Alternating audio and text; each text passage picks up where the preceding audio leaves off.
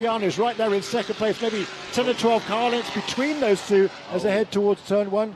And there's one of the Gannett's, Frank Gannett. Frank Gannett, that's at the exit of turn number 3. That's high speed there, and you can see it's actually moved the wall a little bit over there. That's a huge impact. And that is going to be a caution. That Gannett G5, that's going to have to go to a full course yellow, unfortunately. We'll see if we get a replay here.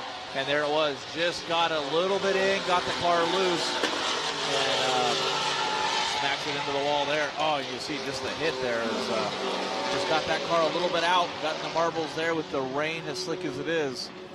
Knocked the wing off of it. Strange, I'm not sure whether there was any contact with the left-hand side of the wall as he turned into turn 3, or it looked like he was a little bit late, I think. Well, it also looked like the rear end of the car was steering itself at that stage, so whether there was a failure before or afterwards, not 100% sure, but certainly there's a heavy impact for Frank Gannett, and that will bring out the full course caution flags with just under 40 minutes remaining in this race.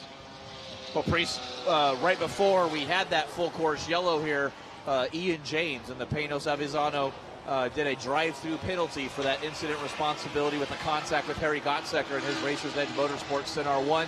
He did serve his penalty, and that's going to really help him and Jay Buford, who both had drive-through penalties, kind of bunch that field back up here as soon as we get Frank Gannett's car cleared off, to give him more of a chance to catch back up here. Well, it would do, but Jay Buford clearly had some damage in that earlier incident, because he appears to be, he's several laps down, and I don't think he's running at the moment.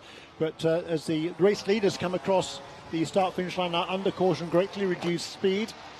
Still lost margin back from Gabriella Piana, who set the fastest lap of the race on the previous lap before this full course caution, a 1 minute 19.256. That is a new lap record here for GTS. And that whoever sets the fastest lap of today's race will start on the pole position for tomorrow. In fact, the grid positions for tomorrow morning's second round of the GTS Championship will be set according to each car's fastest lap during this 50-minute race.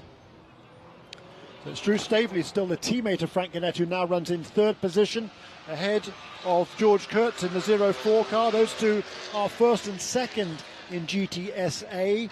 The non-professional drivers. Vinny Allegretta in fifth position in car number 10. That's from the PF Racing Ford Mustang, so he's kind of picking up the slack left by Jade Buford, who was involved in that incident a little while ago. Jason Bell from Tampa, Florida in sixth position now in the M1 GT Racing Audi. Good job, good run by Jason here this afternoon. Shane Lewis up to seventh from Jupiter, Florida. Then the Texan Toby Grahovec in the number 26 BMW. Mike Headland, number 45 Audi, and Nate Stacey up inside the top 10 now in the Core Motorsports Ford Mustang.